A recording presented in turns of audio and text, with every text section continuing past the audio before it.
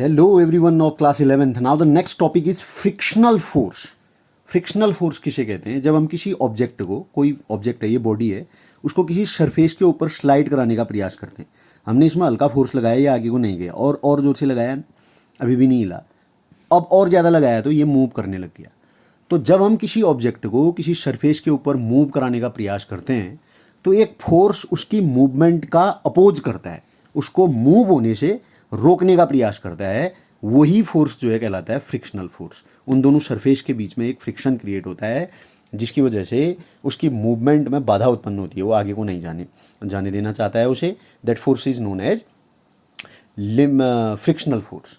अब क्या होता है कि जितना ज़्यादा, अब फ्रिक्शनल फोर्स क्या होता है, फ्रिक्शनल फोर्स में जितना ज़्यादा फोर्स हम उस ऑब्जेक्ट को मूव कराने के लिए लगाते हैं, फ्रिक्शनल फोर्स उतना ज़्यादा क्रिएट होता है. ध्यान से सुनिएगा, इसमें हमने हल्का बल लगाया तो थोड़ा सा फ्रिक्शनल क्रिएट होगा, और ज़्यादा लगाएंगे और ज़्यादा होगा. तो इसका मतलब तो ये हुआ कि ये ऑब्जेक्ट कभी मूव ही नहीं करेगा. फिर ऐसी कंडीशन में तो फ्रिक्शनल फोर्स, अब जितना हम फोर्स लगा रहे हैं उतना ही फ्रिक्शनल फोर्स बढ़ते जा रहा है, तो ये तो आगे को मूव ही नहीं करेगा. लेकिन इसकी एक सीमा होती है, ये हमेशा ऐसा नहीं होगा. ज़्यादा बढ़ाते रहेंगे आप तो ये लगातार फ्रिक्शनल फोर्स भी बढ़ता नहीं रहेगा.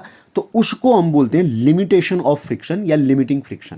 तो एक लिमिट के बाद क्या होगा, वो ऑब्जेक्ट स्लाइड करने लग जाएगा. यहाँ लिखा भी है मैंने, maximum value of static friction which comes into play when a body just begins to slide over the surface of another body is called limiting friction. जैसे ही ये ऑब्जेक्ट फोर्स लगाया हमने, नहीं मूव हुआ है, फिर लगाया, फिर नहीं मूव हुआ, जैसे ही ये मूव करने लग जाएगा उस समय जो मैक्सिमम वैल्यू होगी फ्रिक्शन की वो कहलाएगी लिमिटिंग फ्रिक्शन. यही आपको पढ़ना है इसमें. Laws of limiting friction, 3 laws होते हैं. Magnitude of static limiting friction depends upon the nature of the surface, not upon the shape, size और एरिया. जो लिमिटिंग फ्रिक्शन होती है वो किस पर डिपेंड करती है? लिमिटिंग फ्रिक्शन किस पर डिपेंड करता है? इसके नेचर पर, सरफेस की. अगर स्मूथ सरफेस होगा तो ये स्लाइड करने लग जाएगा आसानी से.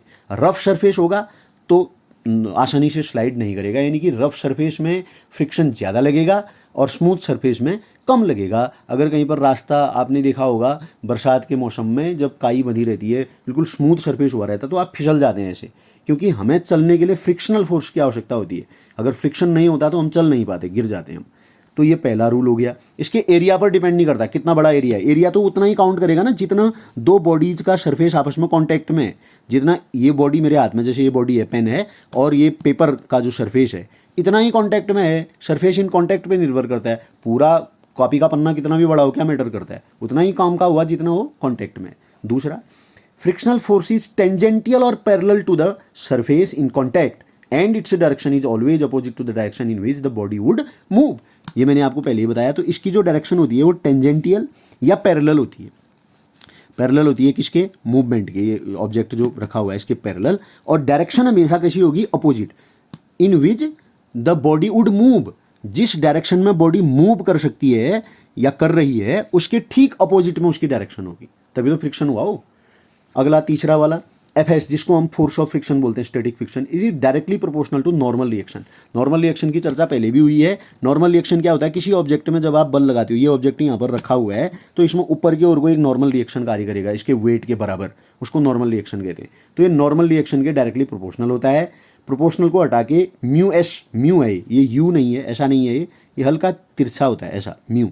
तो इसको म्यू पढ़ते हैं. Mu S into R. Mu S क्या हुआ? एस मीन्स स्टैटिक के लिए लिख रखा है. म्यू जो है प्रोपोर्शनैलिटी कांस्टेंट है, और इसको क्या बोलते हैं? इसको बोला जाता है coefficient of static limiting friction.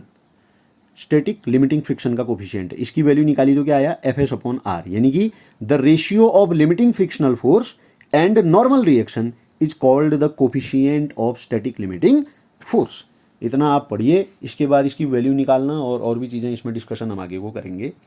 I hope आपकी समझ में आया होगा. ध्यान से पढ़ें.